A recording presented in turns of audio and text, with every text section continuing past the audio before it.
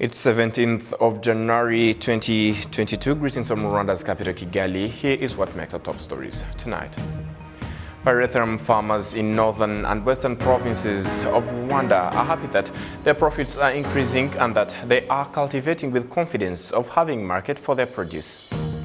Managers of storage buildings in Kigali city, as well as people who use them, are confident that COVID-19 prevention measures in these buildings are strictly being enforced. A very good evening to you and welcome to Rwanda Television News. My name is Sam Kalisa. To kick off, President Paul Kagame has received and held talks with Uganda's permanent representative to the United Nations, Ambassador Adoniyi Ayebare, who delivered a message from His Excellency Yoweri Kaguta Museveni. Rwanda's Ministry of Foreign Affairs and International Cooperation tweeted that the ambassador delivered the message, though the specifics for its content were not indicated. Pyrethrum farmers in the northern and western provinces of Rwanda are happy that their profits are increasing and that they are cultivating with confidence of having market for their produce. Gloria Mutesi has the details. Shimimana Gabriel is a resident of Kinigi sector in Musanze district. He has been cultivating pyrethrum for 35 years. Gabriel says that pyrethrum has been a cash crop for 80 years, and he says that it's been his source of income. But even better, they got a pyrethrum factory that processes it at a good price as time has passed. These are sentiments he shares with Nyiraneza Vestine, a pyrethrum farmer as well. Pyrethrum is indeed profitable, and when it is necessary, they give us fertilizers. You have to properly take care of your produce. Whatever you take care of yields. A kilo of pyrethrum is 1,080 Rwandan francs. I plant about 2 baskets, and that's for 40 meters. From these, I harvest 150 kilos. So imagine if I earn how much I earn.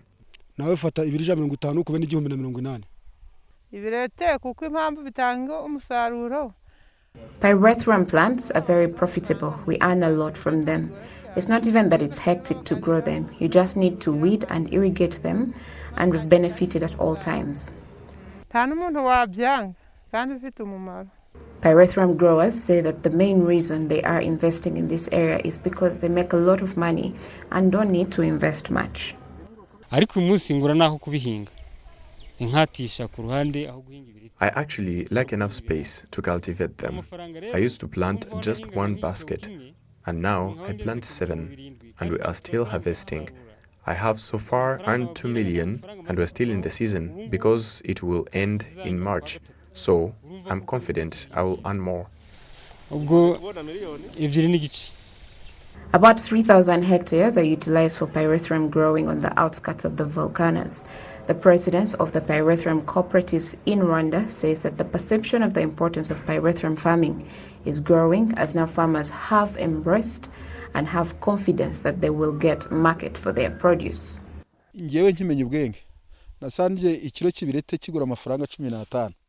Back then, a kilo of pyrethrum would cost 15 Rwandan francs. And since we started working with Sopirwa, a kilo has now gone up to 1,120 Rwandan francs. That is given to the cooperative, and the farmer gets 1,080 Rwandan francs.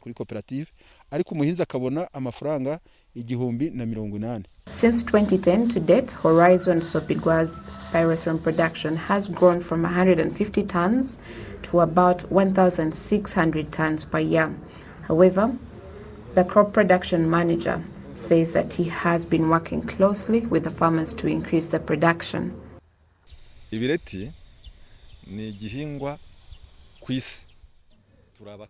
terms of high production pyrethrum, Rwanda comes second after Australia and comes first in terms of quality produce. We started with less than 200 tons, and now we get 1,600 tons of pyrethrum flour production. We are still operating at 50 to 60% capacity of the factory because we aim to increase that. And that is why we ask that people neighboring the volcanoes allow us to cultivate pyrethrum there. batwemerera guhinga ibireti. The Horizon Sopirwa factory manufactures different products from the pyrethrum plants, such as pesticides, mosquito repellents, among other things, which are sold within the country and some are exported. According to a report by the Committee on Economic Development and Finance, in the fiscal year 2020-2021, exports from pyrethrum amounted to $5.6 million, while in 2017-2018, it was $3.7 million. And to other matters regarding the fight against COVID-19, the managers of storage buildings in Kigali, as well as people who work in them, have noted that there are large numbers of people who use them daily, which is why COVID-19 preventive measures are strictly enforced in them. It has been noticed, however, that people to operate around the said buildings have been found not to respect the measures and spend most of their time hiding from security organs. Activities in such buildings are closely monitored because of their potential to spread the virus if left unchecked. I am very aware of the COVID-19 pandemic. It is just that I got careless and was found in my work area without a face mask and ended up being brought here to be reminded to always wear my face mask and also make sure that my employees do the same.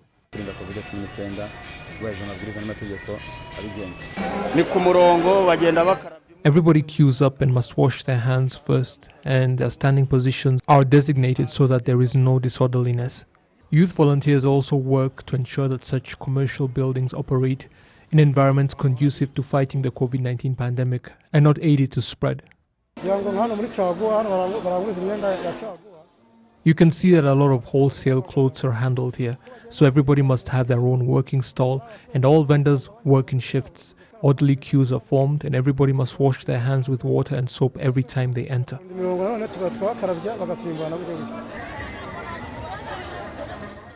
The areas around such structures are not as closely monitored, however, and that is where you find a lot of complacency towards the pandemic.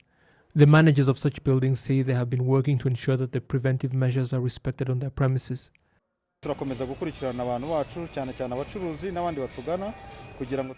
We have continued to sensitize our shop owners and their customers to respect the measures, properly wearing their masks, washing their hands with clean water and soap, and implementing social distancing, as well as working in shifts of 50% capacity.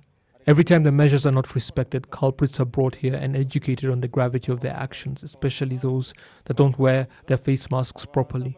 This is so that there is no complacency.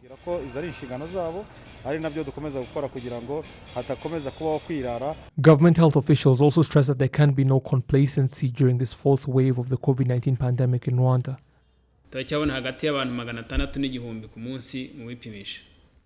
We are still seeing between 600 and 1,000 new infections every day, and this latest wave is everywhere in the country and affecting all age groups, though Kigali and its secondary cities have been hit the hardest. Still, people are getting sick in rural areas as well, but thankfully the symptoms for most are no more severe than those of a common cold.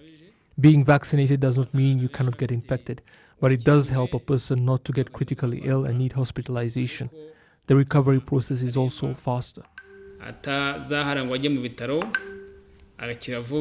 Since first making its presence known in Rwanda back in March 2020, COVID-19 has killed more than 1,400 people. And still on the fight against COVID-19, today in Rwanda district, the COVID-19 vaccination program for students started. Those aged 12 to 18 years are expected to be vaccinated during this program. On the first day, 11,669 students were vaccinated with Pfizer doses.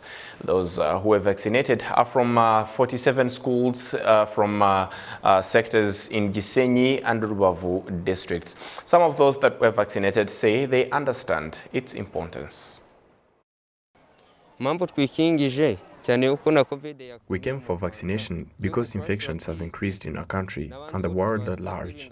And you can see that COVID-19 is killing a lot of people. We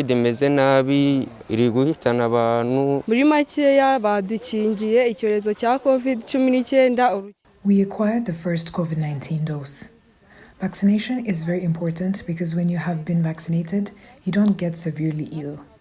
Also, vaccination will help us carry on with studies because, as you know, COVID-19 delayed our studies a lot.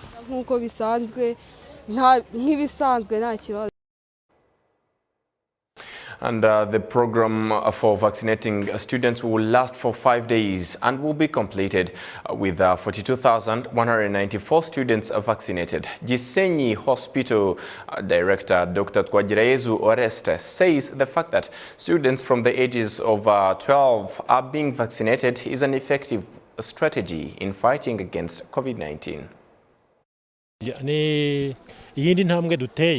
This is another big step we have made in terms of vaccinating Rwandans. Ruavu district, like other districts in the country, have today started vaccinating those aged 12 years old and more. And this means that we are adding on the number of vaccinated population, which means that we are in the right path to fighting this pandemic. Campaigns have been ongoing to help residents understand the importance of getting vaccinated. I want to tell everyone that vaccines being administered in Rwanda were tested by different agencies, which makes them credible. Also, considering a large number of people who have been vaccinated, it is a proof that these vaccines can be trusted and are important. The fact that the new variant Omicron did not kill very many people in Rwanda, despite high numbers of infection, portrays the importance of vaccination. But as long as we are still seeing new cases, we have a problem, which is why I would encourage every Rwandan to ignore rumors and get vaccinated.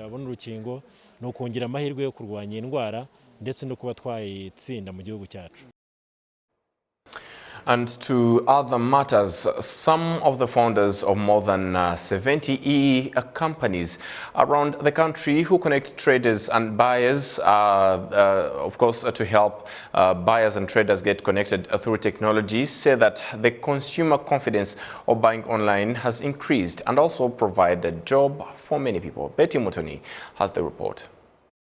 After the outbreak of COVID-19 in Rwanda, the government decided to put lockdown to avoid the spread of pandemic, and this led to closure of many activities, including churches. After reopening of places of worship, Innovation for Development of Africa, IDA, an IT company, introduced an app called Seat Plus, which helped churchgoers to book their seats. The co-founder of IDA, Juma Kubwimana, says that Seat Plus software has helped the worshippers in 6 different churches. We provide a solution that called City Plus. It's an IT solution that was facilitating people to book for a seat and also for the time to access church services.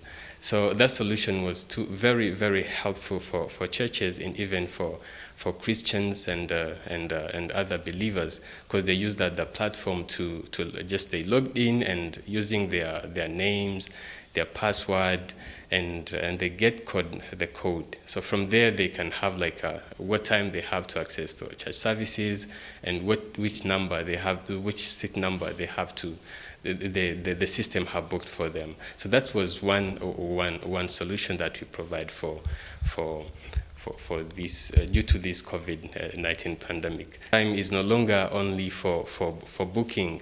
We are adding other features, including booking or requesting for some church documents, like different certificate that churches can offer. So that's the thing that we are strengthening this time. Among its solutions initiated during COVID-19 period include Nokanda, software developed by Hexacom company, which is the people's access to services, like paying for different services like tax, sending and withdrawing money without dialing USSD codes, which was hard for people to memorize. The senior software engineer at Hexacom, Jumanyan Sulaiman, says that Nokanda was ranked by Google as first among the software used in the country, which has about 30,000 users currently. That time, because Nokanda was there, some people had it, they didn't have to call someone. That time they had to go to Nokanda, you press bank services, and then you choose which bank is yours, and then you pull the money from the bank. And then after that, they had to pay people instead of because before you had to go to ATM, you go to the MTN agent or Airtel agent, you have to deposit your money there, and then you had to pay. And it was easy because you pull the money from the bank using Nokanda. You can also pay using Nokanda. The head of Poza Delivery Company, Monenzi Helve, says that the perception of online shopping is going high, though there are some challenges to be addressed in this service. If I may say, it's really on the good part. It's on the right part, because now it's now 2 years. People are getting used to online services, especially our parents and the other elders, where it was hard for them before because they knew if I want certain product, I have to go to the place. Let me say if it's a tomato, I have to touch the tomato and know that it's ripe. Or now they can trust the online service that you can order and then get the product you wanted. So far, I think we are on the right path, and we're not yet there, but as time goes on, and also trying to teach more about the online services, I think we will be able to make it to both the customers and the vendors to satisfy each other's needs. Yes. Since the outbreak of COVID-19 in Rwanda, the number of e-companies have increased from 14 in 2019 to 70 in 2021. Betty Mutoni, RwandaTV News. Thank you, Betty, for the report. Now to justice matters. Rwanda's Court of Appeal has adjourned the case involving Paul Rusesabagina and 20 others who were part of the MRCD FLN coalition. All were found guilty by the High Court Chamber of International and Cross-Border Crimes. Sergeant Hode with more. The adjournment comes following the absence from court of Paul Rusesabagina and his lawyers, despite all the other defendants and their lawyers being present. Claims were made by the defense that the way the prosecution summoned Rusesabagina may not have been legal, with the summons being made digitally and Nyarugenje prison officials printing and handing it over to the defendant. The prosecution in the case refuted the claims of the summons being illegally issued, pointing out that of all the defendants, only Paul Rusesabagina would not sign his. It also called for the trial to proceed, stressing that Paul Rusesabagina has been refusing to come to any of his court hearings. After listening to both sides, the court decided to adjourn the proceedings and said its decision would be announced on Tuesday. The 21 was sentenced in September last year. And on behalf of the entire news and technical team that made it happen, thank you very much for staying with us. My name is Sam Kalisa. Stay safe and have a good evening, plus a fruitful week ahead.